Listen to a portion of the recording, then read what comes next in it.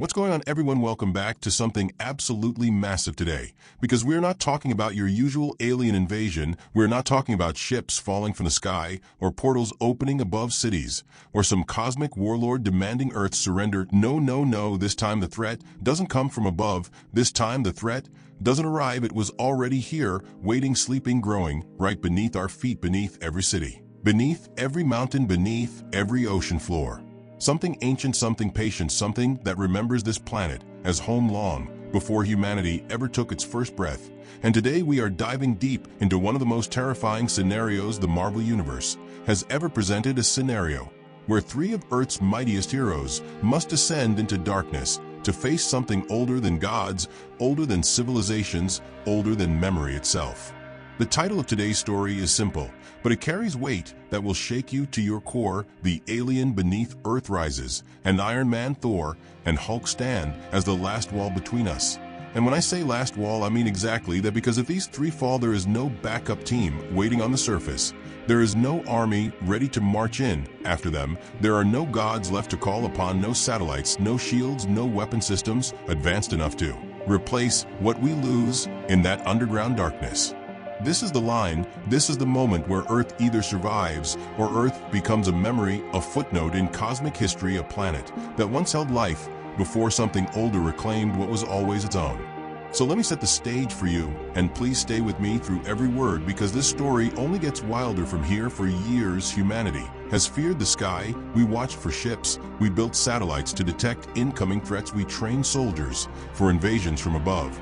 But nobody ever thought to look down. Nobody imagined that the real enemy was not traveling toward Earth, but was already buried inside it, dormant for millions of years. Older than dinosaurs, older than mammals, older than anything we have ever discovered in fossil records. Something vast, something alive, something that breathes and thinks and remembers this planet as its birthright. And we are the ones who showed up late. We are the tenants who built homes on land that was never ours to claim. The first ones to sense this awakening were not governments, not scientists, not military installations with advanced detection systems. No, the first ones to feel the pulse beneath the world were Iron Man, Thor, and Hulk, three heroes who barely trust each other, three egos enormous enough to fill battlefields on their own, three warriors who have saved Earth countless times, but never from something like this. Because when this ancient being opens its eyes, humanity will not look up for salvation. They will look down into the cracks forming beneath their cities, and they will realize that everything they built, everything they believed, everything they called civilization stands on borrowed ground, and the original owner is waking up, demanding answers, demanding recognition, demanding return. This is where our story begins today, not in the sky, not in space, not in some distant realm, but deep beneath the surface, where sunlight has never touched, where silence has ruled for eons, where something with a heartbeat older than stars is finally stirring, and three heroes must decide if they are brave enough, foolish enough, desperate enough to descend into that darkness and face whatever waits below. So let us begin. Let us go deeper than any story has taken us before, and let us witness what happens when Earth's mightiest meet Earth's oldest. Before we dive into darkness, let us understand the light. Let us see where each hero stands in life before the ground begins to tremble, because understanding their peace makes the coming war hit so much harder. And it has been surprisingly calm for Earth in recent times. No infinity stones tearing reality apart, no multiversal portals ripping holes through dimensions, no alien war fleets hovering over major cities demanding immediate surrender. For the first time in what feels like forever, humanity breathes easy. People walk streets without looking up in fear. Children play in parks without emergency sirens interrupting their laughter. The world has settled into something resembling normal, and our three heroes have settled with it. Iron Man has stepped back from frontline combat, choosing labs over battlefields, choosing invention over intervention. He spends his days working on cleaner energy technology, medical robotics that could save millions, artificial intelligence oversight systems that prevent the mistakes of the past. He looks at the world and sees potential, not threat. He believes humanity is finally ready to build its future rather than constantly fight for survival. His armor hangs ready, but unused. His mind focuses on creation rather than destruction. And for the first time in his heroic career, he allows himself to imagine growing old in a world that no longer needs saving. Thor returns to the higher realms, where Asgard stands in quiet recovery, rebuilding from countless wars that have scarred its golden towers. He watches storms roll across cosmic skies and thinks perhaps the age of endless battles has finally ended. Perhaps gods can rest now. Perhaps thunder can rumble peacefully without being called to war. He speaks less of combat and more of legacy, of what Asgard might become when swords are no longer needed, when warriors can become something more than weapons, forged for conflict.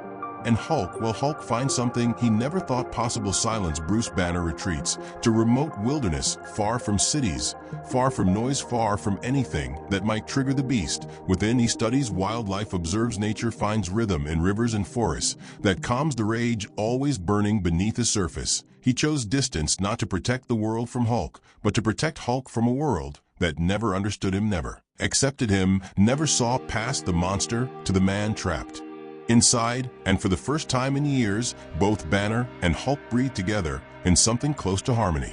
Three giants of power, three legends of war spread across realms and continents, living as though war might never call them again. But peace is fragile and planets keep secrets, and deep beneath the surface, something stirs, something that cares nothing for the calm above, something that has waited long enough, something ready to announce its return. And the first sign comes not as invasion, not as attack, but as tremors, tiny at first, barely noticeable, just enough to make seismographs twitch, just enough to make one genius look closer and realize the vibrations are not random, they are rhythmic, they are alive, they are footsteps underground.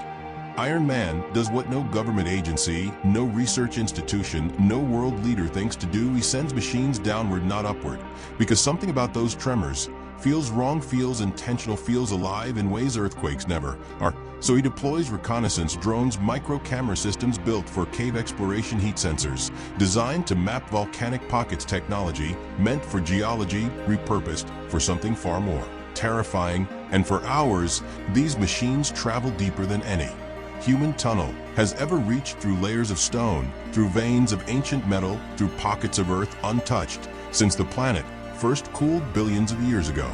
The feed starts grainy, dark, shaking with seismic interference, just rocks and dust, and the normal chaos of deep earth exploration. Nothing unusual, nothing alarming, just the expected footage of underground wilderness. But then something changes, and Iron Man leans closer to his screens, because the rock stops looking like rock. The walls become too smooth, too curved, too symmetrical. Nature does not build in perfect patterns. Nature does not create surfaces this clean, this deliberate. And then the camera stabilizes just long enough to reveal something that stops his breath entirely. The walls are breathing, expanding and contracting like lungs in slow sleep, like something massive, inhaling and exhaling in rhythms older than human measurement. Not stone, not mineral, but organic tissue fused with metal, like bone plated with iron, like flesh hardened into armor. And deep in the audio feed, a sound pulses through static, a sound that matches no geological phenomenon, a sound that beats like a drum, like a heart. Thuum, thuum, thuum. Iron Man enhances the footage, adjusts contrast, runs every analysis protocol his systems contain, trying to convince himself the data is corrupted, the cameras are malfunctioning, the readings are impossible. But then the drone light sweeps across something unmistakable, something that destroys every hope of rational explanation, a massive closed eyelid sealed in stone, like a fossilized god, miles tall, miles wide, not dead, not decayed, simply sleeping, waiting, dreaming, perhaps of the surface world it once ruled, of the planet it once called its own. And Iron Man whispers words that change everything, words that echo in his empty laboratory, words that carry the weight of species-ending revelation. Earth does not belong to us. We were never first. We are guests, tenants, temporary residents on land claimed by something older than our oldest ancestors could imagine. And if this thing wakes up, if those eyelids open, if that heartbeat quickens, it will not see our cities as civilization. It will see them as dust accumulated on its property, as infestation grown during its sleep, as something to be cleared away before resuming whatever existence it paused millions of years ago. The drone camera flickers once, twice, then dies, connection severed, not by collapse, not by technical failure, but by something opening its eyes, something seeing the intrusion, something aware now that the surface has noticed something, ancient patience, perhaps reaching its end. And Iron Man sits in his bright laboratory, surrounded by technology humanity considers advanced. and realizes all of it means nothing against what sleeps below all of it, is toys compared to the original architects of this world. And he must warn someone, anyone, everyone, before that heartbeat becomes footsteps, before sleep becomes waking, before Earth meets its first owner again. After losing drone contact, Iron Man does what he always does when faced with impossible problems. He researches. He digs not with machines this time, but with data, pulling geological surveys that governments classified and buried, accessing mythological databases from cultures across the world, cross-referencing ancient texts. With modern seismic readings, looking for patterns, looking for evidence, looking for anything that explains what his cameras captured beneath the surface. And the more he uncovers, the more one terrifying truth takes shape in his mind. This alien was not an invader, it was a resident. This creature did not arrive, it was here first. Long before humans learned to stand upright, before mammals crawled across continents, before dinosaurs ruled the surface, an ancient race existed on Earth, beings made of metal-bound flesh and cosmic energy, shaped like living fortresses, like biological architecture that defied every law of nature. We understand they did not build cities. They were the cities their bodies formed, landscapes their bones became mountains, their veins carried molten heat like rivers through the deep earth. And this planet was not just their home, it was their cradle, their nursery, their resting place between cycles of cosmic existence. But something changed millions of years ago. Not extinction, not catastrophe, but sleep, a cycle, like seasons, like breath, like the rhythm of stars being born and dying. Their species entered hibernation beneath the crust, waiting for the planet to evolve, waiting for surface life to grow strong enough to be worth noticing, waiting, perhaps to see if anything interesting would develop while they dreamed. And they slept so long, so deep that continents shifted, oceans formed, mountains rose and fell. And above them life exploded into millions of forms, completely unaware of the giants sleeping below. Iron Man realizes the pulses his satellites detected were not random geological events. They were signals, testing, measuring, evaluating surface activity, like a sleeper stirring slightly to check if morning has arrived. And humanity, in its rapid advancement, its nuclear age, its space exploration, its manipulation of cosmic energies, finally triggered attention, finally registered as something worth waking for. In ancient logic, humanity reached ripeness, reached a threshold that these beings set millions of years ago as the marker for their return. And the creature stirring now might be just the beginning, a scout, a herald, a single eye-opening to assess what grew above while the rest slept. Records hint at terrifying possibilities, that this titan is only the first, that others sleep deeper, that entire continents rest on bodies waiting for the signal to rise. And if one awakens fully, others may follow like stars, lighting one by one across a dark sky, like an army assembling after eons of patience, like original owners returning to reclaim property they never truly abandoned, just left unattended. This is not invasion, this is return. This is landlords arriving to inspect what tenants have done with the place. And in their ancient memory spanning millions of years, humanity is not civilization, humanity is not advancement, humanity is temporary growth that accumulated during their rest, something to be evaluated, something to be judged, something to be either tolerated or cleared away, depending on standards we cannot comprehend. And Iron Man, understanding the scale of what approaches, feels smaller than he has ever felt in his heroic career, because technology means nothing against time, and invention means nothing against beings who shaped worlds before invention was even possible. Now the real problem begins not underground, but above, because Iron Man does not panic. Iron Man reports, he compiles data, creates presentations, sends evidence to world leaders, to United Nations councils, to defense networks across every major nation, expecting alarm, expecting mobilization, expecting the kind of response that planet-ending threats deserve. But instead, he receives something worse than opposition. He receives dismissal, complete, total, absolute shutdown, not because they do not believe him, but because believing him would mean telling the public, would mean announcing that something older than every government, every religion, every cultural identity is waking beneath their feet.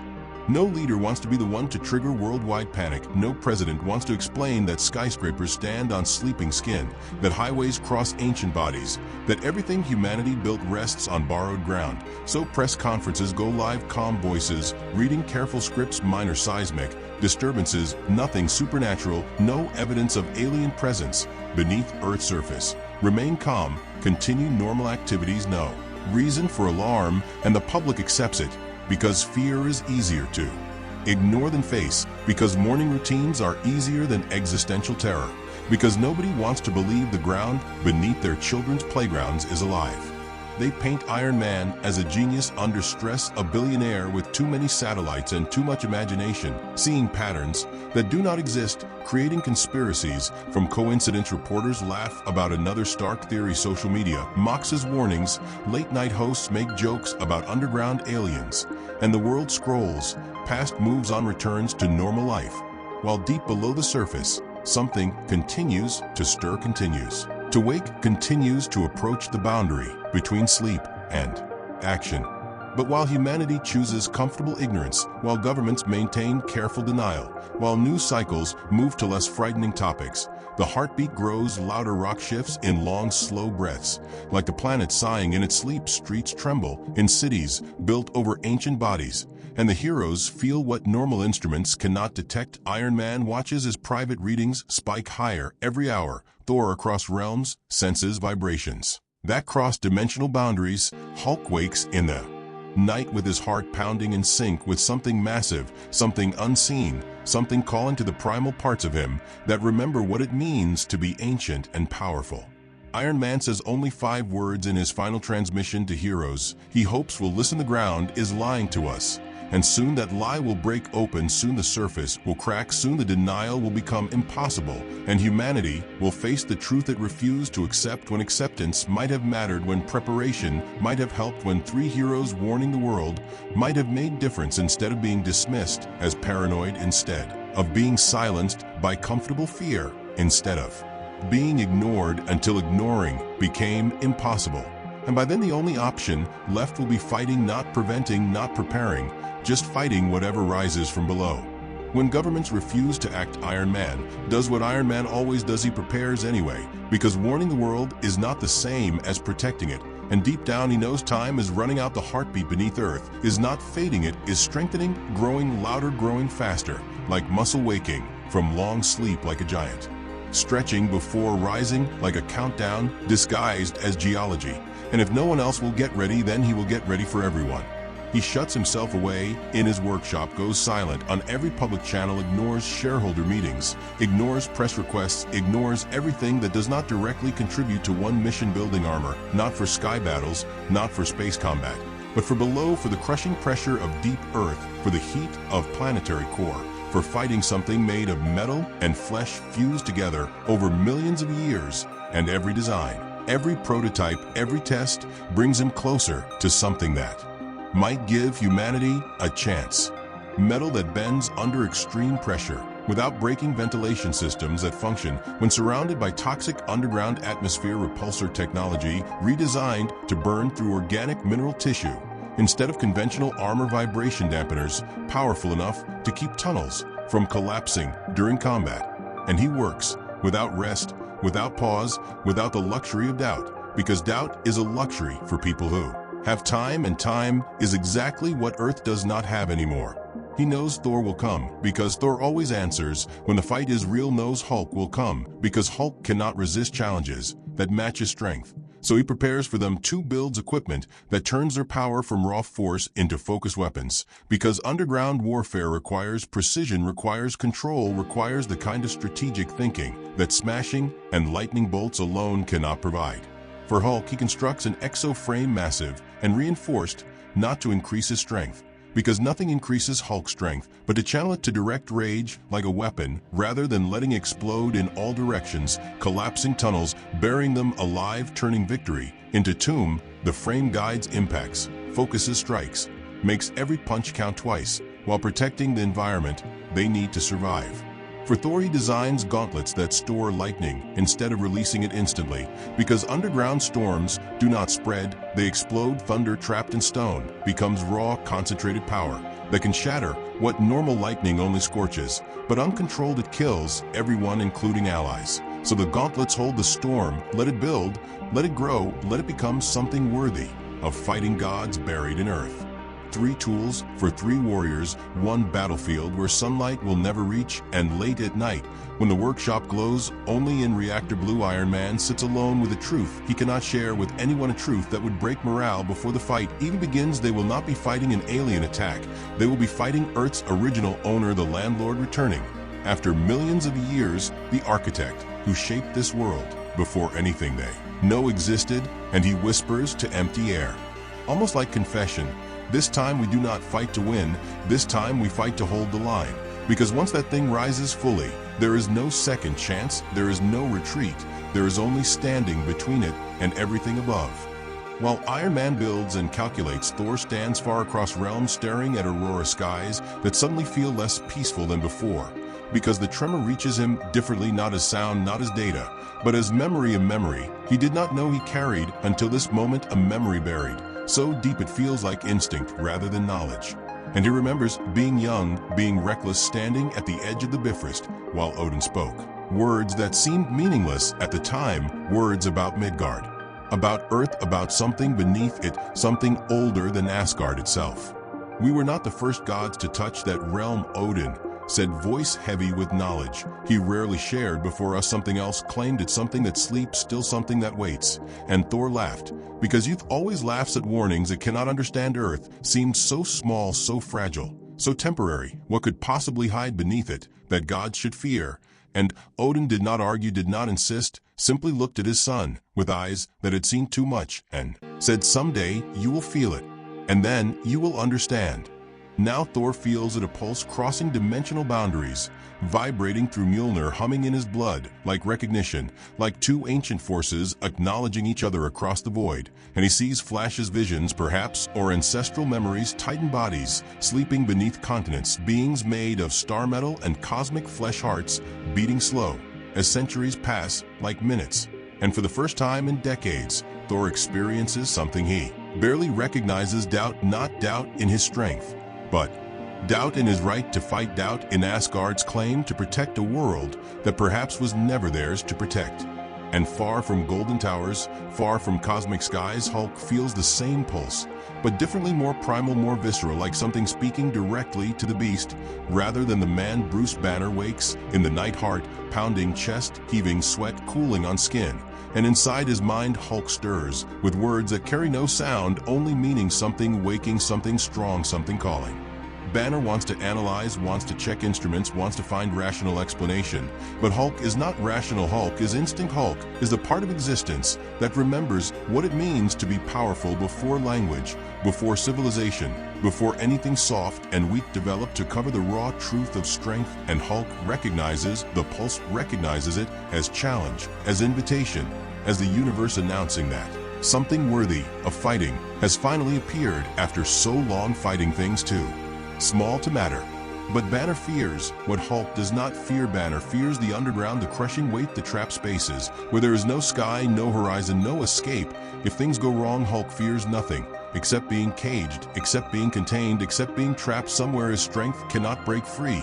And underground offers exactly that nightmare, a battlefield where the strongest being alive might become an animal in a box, walls closing in, ceiling dropping down. No room to rage, no space to breathe, just pressure and darkness, and the slow realization that strength means nothing when there is nowhere to apply it. So when Iron Man's call finally reaches them, both Thor standing in golden light, Hulk standing in mountain shadow, they answer not because they are fearless, but because fear does not excuse heroes from duty, because Earth needs them regardless of what waits below, because something ancient is rising, and if they do not descend to meet it, that something will rise all the way to the surface. And then there will be no wilderness remote enough, no realm distant enough to escape what follows. When all 3 finally converge, not in grand halls, not under open skies, but at a single cracked wound in Earth's surface, nobody cheers, no cameras capture the moment, no crowds gather to witness heroes descending into darkness. Just 3 figures standing at a fracture wide enough to swallow mountains, looking down into depths that light cannot penetrate, and knowing that whatever waits below has been waiting longer than their species has existed. longer than their civilizations have stood longer, than anything they understand as history. Iron Man arrives first, armor running dim instead of bright, because he knows underground light attracts attention, attracts the wrong kind of attention. Thor lands with thunder muffled, contained, held back like breath. Before diving underwater, Hulk steps forward, last footsteps, shaking the ground. But quieter than usual, even rage knows when to whisper, even strength knows when to approach carefully and together, without speeches, without ceremony, without the usual heroic declarations. They descend into the planet that humanity calls home, but never truly owned. At first the tunnels feel familiar, cold air, rough stone, dripping moisture, the expected environment of deep caves. But the deeper they travel, the stranger everything becomes. Rock transforms into smooth surfaces, turn, warm air thickens, like breath exhaled from lungs far below. And then they hear it: impossible to ignore, impossible to dismiss, impossible to pretend is anything other than what it is. Thuum, thuum, thuum. A heartbeat matching Hulk's pulse, shaking Iron Man's armor joints, humming through Mjolnir like recognition, like greeting, like something ancient acknowledging something powerful. And the heroes exchange glances without words, because words fail in moments like this. Words are too small for what they face, too human for the scale of existence they are entering.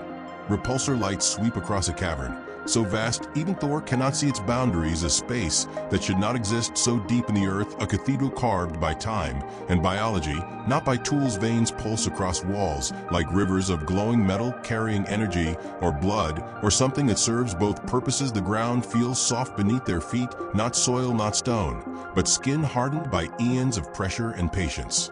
And then, without warning, without roar, without dramatic announcement, something speaks directly into their minds, not sound, but understanding, not language, but meaning, bypassing ears, bypassing translation, reaching straight into consciousness, with weight that makes knees want to buckle. Surface life, descendants of smoke and bone, you walk on what you do not own. Hulk growls, response immediate, instinctive, refusing to bow, refusing to acknowledge any claim that challenges his right to exist. Thor raises Mjolnir, lightning flickering in the enclosed space, ready to answer challenge. With storm, Iron Man's hands light up, repulsor glow bright in the organic darkness, ready to fight, ready to analyze, ready to find weakness in something that should not have weakness. Because this is not exploration anymore, this is not reconnaissance, this is confrontation between worlds, between eras, between those who built and those who inherited, between original owner and current resident. And the air itself seems to hold breath, waiting to see what happens when unstoppable force meets immovable ancientness, when heroes who have never backed down face something that has never needed to chase. The heartbeat deepens, grows louder, grows faster, like excitement, like anticipation, like something pleased that worthy opponents have finally arrived after so long sleeping alone in the dark, dreaming of the surface, dreaming of return, dreaming of the moment when eyes would open and find the world changed, but the claim unchanged. And that moment is now, that moment is here, that moment belongs to three heroes who suddenly understand what it means to be small in a universe. The ground convulses, not like earthquake, but like muscle-flexing walls, ripple stones, splits rivers of molten metal, pulse faster, like veins under stressed skin. And the Titan is no longer just speaking, no longer just warning, it is moving, testing, responding.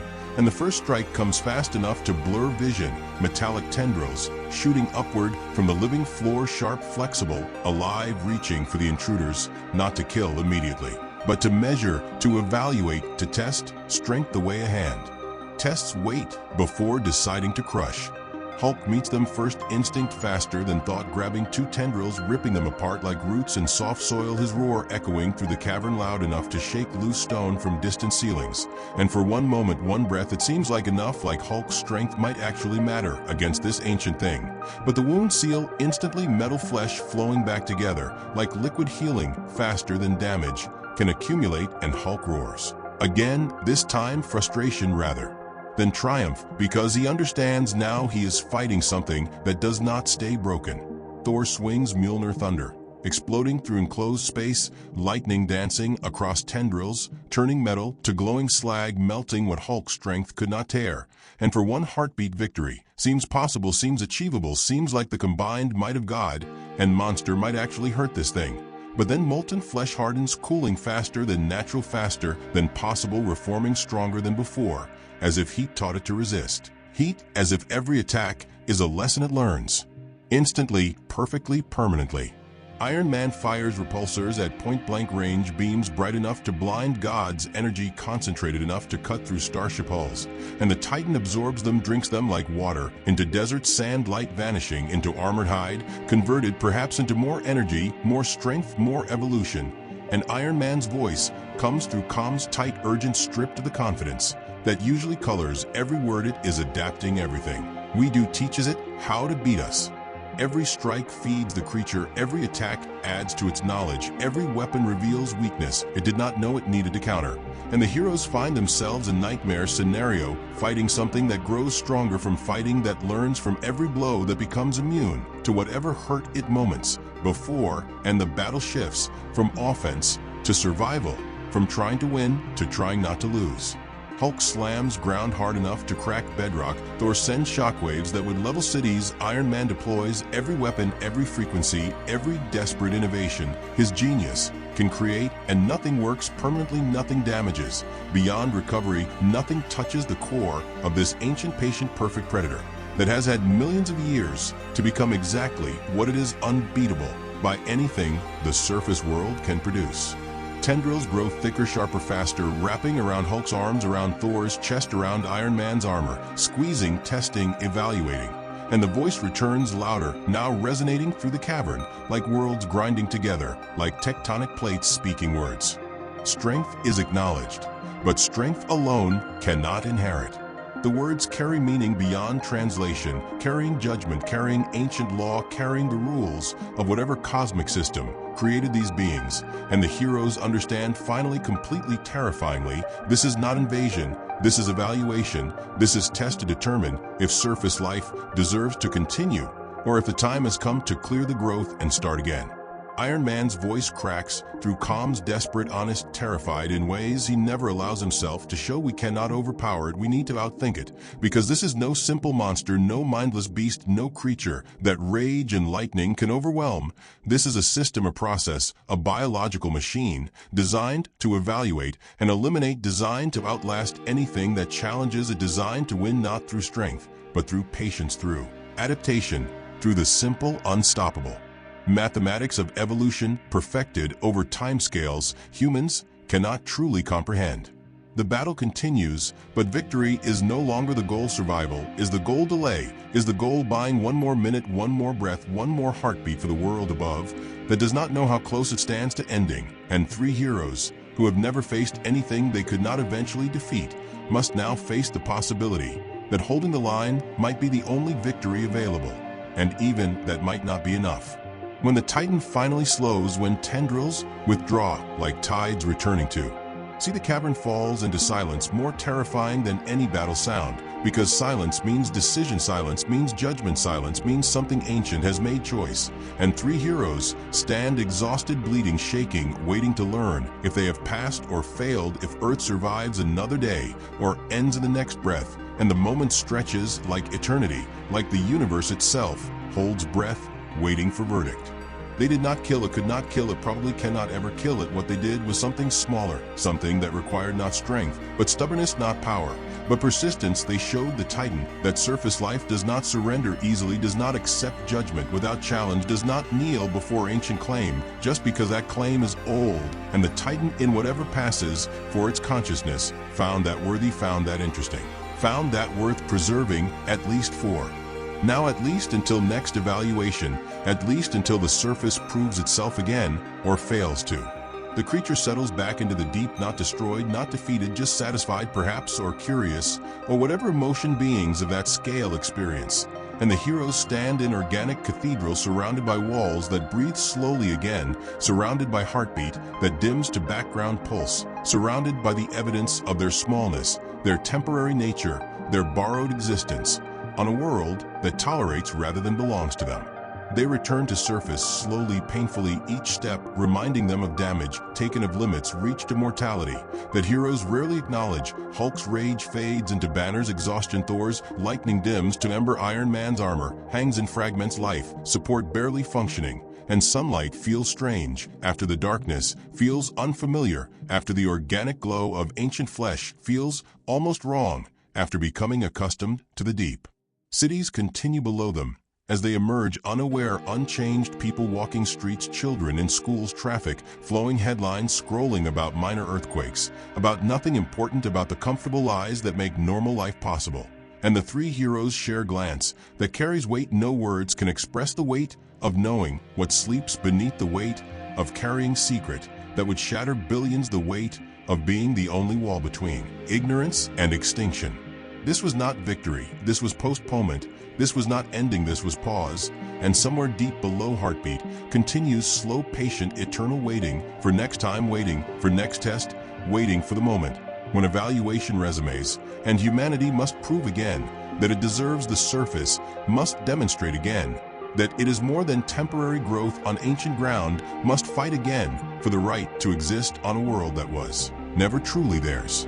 And so I ask you now, as we step back from the darkness, as we return to our normal lives, our comfortable assumptions, our belief that ground beneath us is just ground, do you think they can hold the line again when the Titan stirs once more? Do you think humanity deserves to keep the surface? Or was the ancient one right, that we're guests, temporary, replaceable, that our time will end not with invasion from stars, but with return of original owners who never truly left, just slept? Drop your thoughts below. Tell me how you think the next awakening plays out. Tell me if Iron Man, Thor, and Hulk can face this again, if any heroes can, if anything humanity builds or believes or fights for matters against something older than belief itself. And if this story moved you, if this journey into darkness and back meant something, then hit subscribe, because this is only beginning. Next time we go deeper, next time the Titan may rise higher. Next time Earth might not have three heroes willing to descend into the dark. Thank you for staying with me through every word, through ancient heartbeats and impossible battles, through the truth that our world rests on something that merely tolerates our presence. Take care, stay curious, stay brave. Remember, the ground beneath you keeps secrets older than stars. And I will see you in the next one. Peace.